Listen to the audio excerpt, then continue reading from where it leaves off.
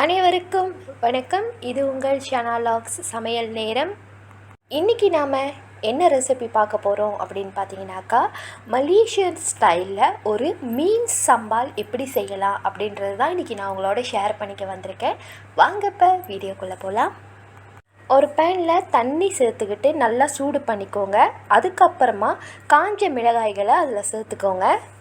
காஞ்ச மிளகாய் வேக வைக்கிறதுக்கு முன்னாடி அதை நல்லா கட் பண்ணிவிட்டு சீட்ஸ் எல்லாம் முடிஞ்ச அளவுக்கு வெளியே எடுத்துக்கோங்க. இப்போது அடுத்ததாக ஒரு துண்டு இஞ்சி சேர்த்துக்கலாம். பச்சை மஞ்சள் ஒரு துண்டு, அது ரெண்டாக நான் கட் பண்ணியிருக்கேன். பூண்டு பார்த்திங்கன்னா நான் 5 பல் பூண்டு சேர்த்துருக்கேன். சின்ன வெங்காயம் சேர்த்துக்கலாம். சின்ன வெங்காயம் நான் பார்த்திங்கன்னா ஒரு 4 வெங்காயம் தான் இதில் சேர்த்துருக்கேன். எல்லாத்தையும் சேர்த்துட்டு ஒரு 20 நிமிஷம் நல்லா வேக விட்டுருவோம். இப்போது பார்த்தீங்கன்னா இது எல்லாமே நல்லா வெந்துருச்சு. இங்கே பாருங்கள், நான் எடுத்து காட்டுறேன். அடுப்பை ஆஃப் பண்ணிக்கோங்க. பாருங்கள், நல்லா வந்துருச்சு. இப்படி தான் இருக்கணும். இப்போது அடுத்ததாக இதை நல்லா வடிகட்டிட்டு ஒரு 50 ml தண்ணி சேர்த்து நல்லா இந்த மாதிரி திக்கான ஒரு பேஸ்ட்டுக்கு அரைச்சி எடுத்துக்கோங்க. அதில் விதைகளே தெரியல பாருங்கள், இப்படி தான் இருக்கணும்.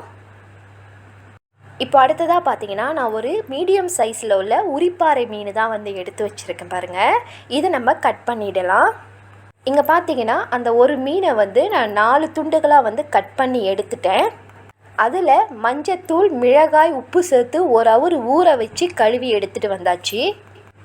இந்த மாதிரி நல்லா சூடான ஒரு எண்ணெயில் இந்த மீனை சேர்த்து நம்ம பொரித்து எடுத்துக்கலாம். இந்த மீன்களோட தோல் பார்த்திங்கன்னா ரொம்பவே ஹார்டாக இருக்கும். அதை நாம் சிம்பிளி உரித்து எடுக்க முடியாது. அது உரிக்க தெரியவங்களுக்கு தான் உரிக்க தெரியும். எப்போதுமே நாங்கள் இந்த மீன் வாங்கினோம்னாக்கா பொரித்து எடுத்ததுக்கப்புறமா அந்த தோலை உரித்து எடுத்துருவோம். ஆனால் ஒரு சிலவங்க அந்த தோலோடு சாப்பிடுவாங்க. பட் நாங்கள் அப்படி சாப்பிட மாட்டோம். இந்த மீன்களை நல்லா அதோட கலர் டார்க் ப்ரௌனுக்கு மாறணும். அந்த அளவுக்கு மீன்களை நல்லா பொரித்து எடுத்துக்கோங்க. அப்போது தான் இந்த மீன் சாப்பிடும் போது பார்த்திங்கன்னா ஒரு நல்ல டேஸ்ட்டு கொடுக்கும். இப்போ பார்த்தீங்கன்னா இந்த மீன் நல்லா பொரிஞ்சிடுச்சு பாருங்கள். நான் எடுத்துக்கிட்டு இருக்கேன். இங்கே பார்த்தீங்கன்னா நான் மீன்களை எல்லாத்தையுமே பொரித்து எடுத்துட்டேன். இப்போது அதோட தோலை நம்ம ரிமூவ் பண்ணிக்கலாம். பொரிச்சிட்டு தோல் ரிமூவ் பண்ணிங்கன்னா கொஞ்சம் ஈஸியாக இருக்கும். அதனால தான் எப்போதுமே நாங்கள் பொரிச்சிட்டு தான் தோல் ரிமூவ் பண்ணுவோம். இந்த மீனில் செதில்கள் இருக்காது. இந்த மீனில் பார்த்திங்கன்னா அதோட தோல் தான் கொஞ்சம் ஹார்டாக இருக்கும். அதனால தான் இந்த தோலை நான் எப்போதுமே பிரித்து எடுத்துருவேன். இதோட தோள்களை எல்லாத்தையுமே நீங்கள் நல்லா இதே மாதிரியே பிரித்து எடுத்துக்கோங்க. உள்ளே பார்த்தீங்கன்னா நல்லா வந்துருச்சு இல்லையா? இப்படி தான் இருக்கணும். இதோட தலைப்பகுதியில் உள்ள தோல் பார்த்தீங்கன்னா நீங்கள் ரிமூவ் பண்ண வேணாம். இது நீங்கள் சாப்பிட்றலாம். ஏன்னா நல்லா சாஃப்டாக தான் இருக்கும். இது நாங்கள் சாப்பிடுவோம். இப்போது அடுத்ததாக ஒரு அகலமான பாத்திரம் எடுத்து மீன் பொரித்த எண்ணெயே 3 குழிக்கரண்டி எண்ணெய் இதில் சேர்த்துக்கலாம். எண்ணெய் நல்லா சூடாயிட்டோன்னே இது மாதிரி 1.5 பெரிய வெங்காயம் கட் பண்ணி எடுத்து வச்சுருக்கேன். அதை தான் பார்த்திங்கன்னா நான் சேர்த்துக்கிட்டு இருக்கேன். வெங்காயம் சேர்த்துட்டு நல்லா மிக்ஸ் பண்ணி விட்டுக்கோங்க. அடுத்ததாக இதில் கொஞ்சமாக உப்பு சேர்த்துக்கலாம். வெங்காயம் வேகிறதுக்காக உப்பு சேர்த்துட்டு நல்லா கலந்து விட்டுக்கோங்க. உப்பு சேர்த்துட்டு நல்லா கலந்து விட்டதுக்கப்புறமா இதில் நாம் டொமேட்டோ சேர்த்துக்கலாம். தக்காளி பழம் பார்த்திங்கன்னா நான் 2 பெரிய தக்காளி பழம் எடுத்து சின்னதாக கட் பண்ணியிருந்தேன். அந்த தக்காளி பழம் தான் இப்போது இதில் நான் சேர்த்துக்கிட்டேன். தக்காளி பழம் சேர்த்துட்டு நல்லா கிளறி விட்டுக்கோங்க. தக்காளி பழத்தோட அந்த கலர் மாறணும். அந்த அளவுக்கு கிளறி விட்டு இதை வேக வச்சு எடுத்துக்கோங்க. இப்போ பார்த்தீங்கன்னா தக்காளி பழம் நல்லாவே வந்துருச்சு பாருங்கள். இந்த மாதிரி தான் இருக்கணும். இதில் இப்போ நாம் கருப்பிலை சேர்த்துக்கலாம். கருப்பிலை முதல்ல கொஞ்சமாக சேர்த்துக்கோங்க, அதிகமாக சேர்க்க வேண்டாம். கருப்பிலை சேர்த்துட்டு நல்லா மிக்ஸ் பண்ணி விட்டுக்கோங்க. இது எல்லாமே நல்லா வந்ததுக்கு அப்புறமா இப்போ நம்ம இதில் மிளகாய் சாந்து சேர்த்துக்கலாம். நான் ஒரு பெரிய மீனுக்கு 5 டேபிள் ஸ்பூன் மிளகாய் சாந்து தான் சேர்க்குறேன்.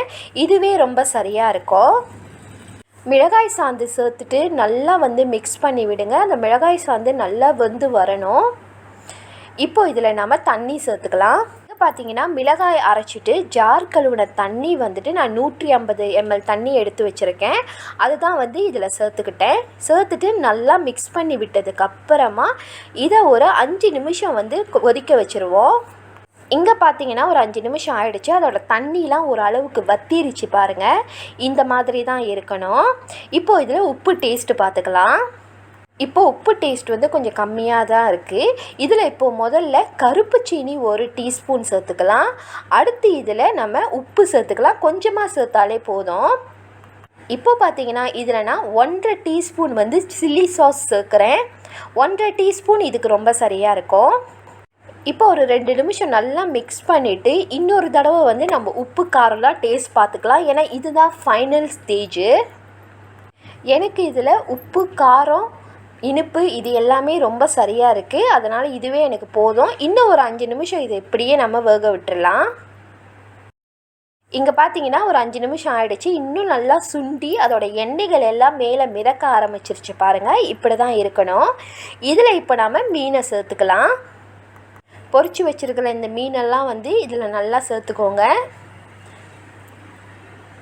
மீன் சேர்த்துட்டு நல்லா வந்து கிளறி விடுங்க. அந்த மீன் வந்து உடையறதுக்கான வாய்ப்புகளே இல்லை. ஏன்னா நம்ம வந்து நல்லா இந்த மீனை வந்து ஃப்ரை பண்ணி எடுத்துருவோம். அதனால் நல்லா வந்து மிக்ஸ் பண்ணி விட்டுருங்க. இந்த மீனில் மிளகாய் சாந்து எல்லாமே நல்லா இறங்கணும். அப்போ தான் சாப்பிடும் போது நல்ல டேஸ்ட்டு கொடுக்கும். அடுத்ததாக இதில் இப்போது கருவேப்பிலை வந்து நம்ம சேர்த்துக்கலாம். இது பார்த்திங்கன்னா லாஸ்ட்டு ஸ்டேஜு. கருவேப்பிலை சேர்த்ததுக்கு அப்புறமா நான் சின்ன வெங்காயம் நல்லா ரிங் சைஸில் ஒரு 2 வெங்காயம் கட் பண்ணி வச்சுருக்கேன். அதுதான் பார்த்திங்கன்னா இதில் இப்போ நான் சேர்த்துக்கிட்டு இருக்கேன். இது எல்லாத்தையுமே சேர்த்துட்டு நல்லா வந்து கிளறி விட்டுக்கோங்க.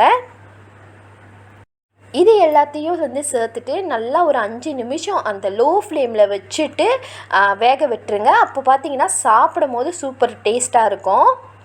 இப்போ பார்த்தீங்கன்னா நம்மளோட மீன் சம்பால் சூப்பராக வந்து ரெடி ஆயிடுச்சு காய்ஸ். இது வரைக்கும் நீங்கள் மீன் சம்பால் இந்த மாதிரி செஞ்சு சாப்பிட்டது இல்லைன்னா கண்டிப்பாக செஞ்சு சாப்பிட்டு பாருங்கள். ரொம்ப சூப்பர் டேஸ்ட்டில் இருக்கும். அதோட கலர்ஸ் பார்த்திங்கன்னா ரொம்ப ரெடிஷாக இருக்குது. ரொம்ப காரமாக இருக்கும் அப்படின்னு நினைக்காதீங்க. காரமாகவே இருக்காது. ஏன்னா அதில் விதைகளோட சீட்ஸ்லாம் எடுத்துகிட்டு நீங்கள் சமைக்கிறதுனால காரம் பார்த்திங்கன்னா ரொம்ப கம்மியாக தான் இருக்கும். சூப்பர் டேஸ்ட்டில் இருக்கும். கண்டிப்பாக ட்ரை பண்ணி பாருங்கள். என்னோட இந்த காணொலி உங்களுக்கு பிடிச்சிருந்ததுன்னா லைக் பண்ணுங்கள், ஷேர் பண்ணுங்கள், கமெண்ட் பண்ணுங்கள் காய்ஸ். நன்றி, வணக்கம், பாய் பாய் அண்ட் டேக் கேர்.